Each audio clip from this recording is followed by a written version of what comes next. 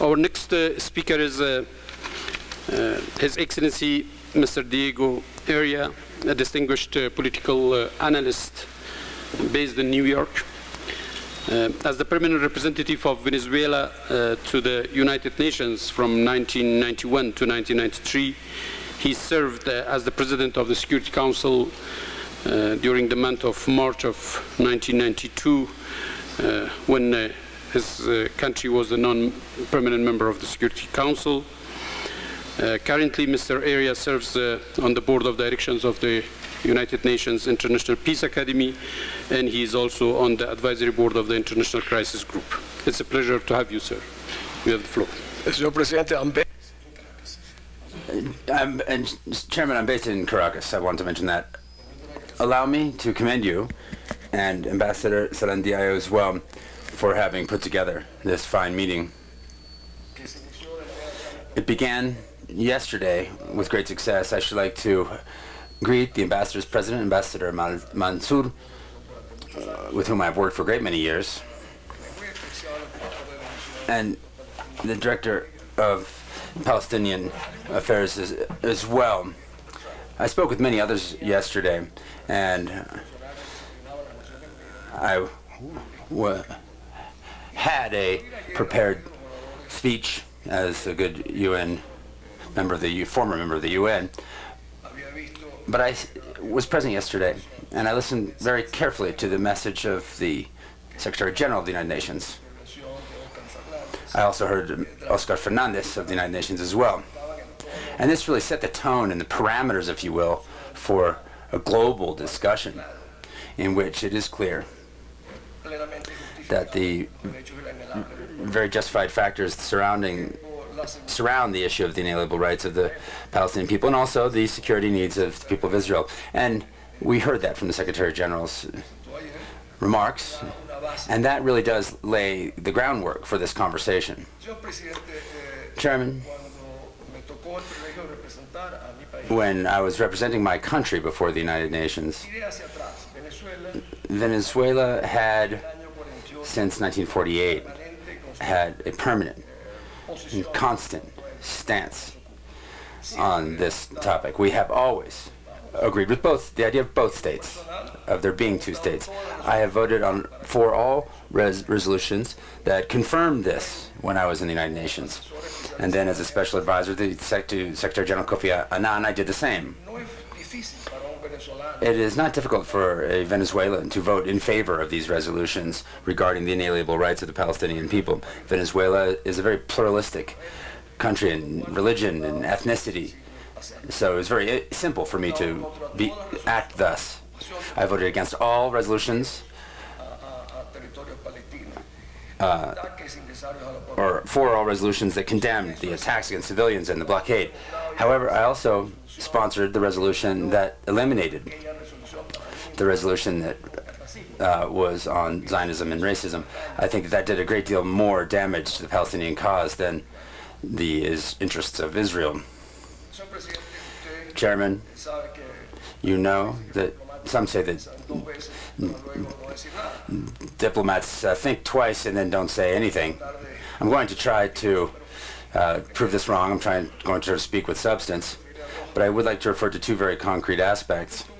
I was in the meeting in Chile, in which the centerpiece topic which I addressed was what the Americans call crisis fatigue, and a universal competition for what was going to occupy the main focus of the international community in managing the crises. So we're 5 years after the Chile meeting, and the situation has not improved. I think actually at its heart it has worsened. That's why I think that it is very relevant to underscore what I felt yesterday when I saw the documentary from Matt Burnett. I realized that there was another angle to the problem, or to the question of Palestine, that was so powerful and so very convincing and so very inspiring that I said, well, look at this, there are new elements entering into this topic internationally that always very much affects our spirit. And I realized that this is an instrument. It is a weapon. we have to touch people's humanity. He said something else that I was very impressed by. I have 4 children, and I don't want for my 4 children to live like that. Someone is seeking the best for one's future. And that's how I understood that to be. After these remarks from the director of the American Task Force for Palestine, Dr. Saleh, who was here, I heard that he said as a doctor he undertook a diagnosis of the situation, and if it's a mistaken diagnosis, then the remedy is going to not be effective. I felt this sort of alarm, a raising of the alarm before the international community. Let's be honest, here there are people that are our true friends.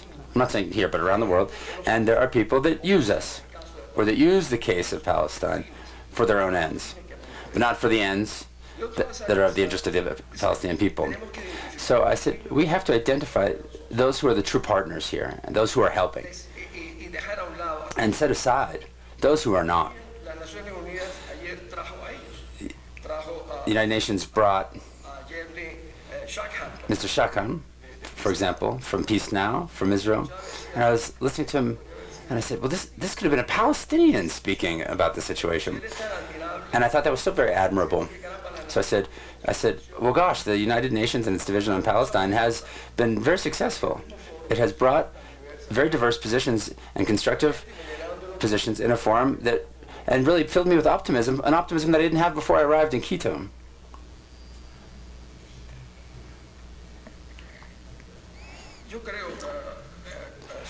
I believe, Chairman, that these are the partners that we need, and that the question of Palestine need, these are the authentic, legitimate, genuine partners to the process. They're not moved by any other interest than the interest of this so very just cause. That is why the remarks from the Secretary General was easy. It was easy for all of us, because what it looks at is looking at how to restore the dignity and independence and justice and freedom for an occupied people, as is the case of Palestine. It's difficult to not agree with those ideas.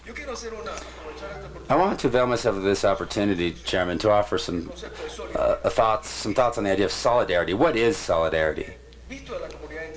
The international community has shown how Latin Americans, we spoke of solidarity with Haiti. We're not willing to lift a finger to help Haiti. I saw how in the middle of Europe, the Europeans said that there would be a Muslim state in the middle of Europe. And they sacrificed a country, Bosnia, and they had to kill 200,000 people, rape 20,000 women in order to understand that conflict was not ethnic, it was not religious. It was a matter of conquering territory and nothing more. And that is a topic that I believe is worthy of reflection, because when we confuse the conquering of lands and when we give it a religious bend, I remember there's the moral equivalency of parties is mentioned in the United Nations. The Republic of Bosnia and Herzegovina became Muslims. And I said, how's this Muslims? They're Bosnian. And we were the other part. The moral equivalency, which led to the worst of the catastrophes in the Second World War. I presided over the first UN mission to Srebrenica after a genocide, and I saw exactly how the fear of the large European countries would say, we cannot have a Muslim state in the middle of Europe. These people had been in the middle of Europe for their whole life. Sarajevo. And I make these reflections because in the area of solidarity, and I'll go back to the case of Haiti, in the United Nations, personally, I had to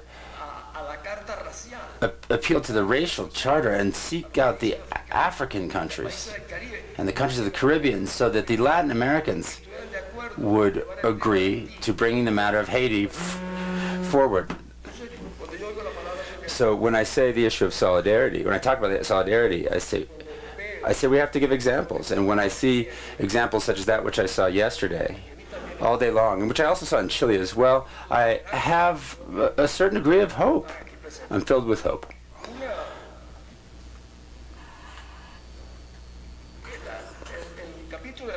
So in tomorrow's meeting, I see the chair is going to speak on a topic I think is very important, and I'm going to read this. It says in the text, tomorrow, engage civil society to promote peace between Israelis and Palestinians, and to reach the decision makers and the politicians, the work of the political parties, the effects of education, calling upon the communities in our region. These are the groups that we have not been able to reach. This has been a problem of having splintered groups in small conferences. It's been a matter of preaching to the choir. Here we have to preach to people who are not in the choir. There's a lack of knowledge and ignorance on the topic, but there are matters that can be very easily understood. Our friend Ahmoud mentioned this. He talked about the humanity of this, and I thank you for your time.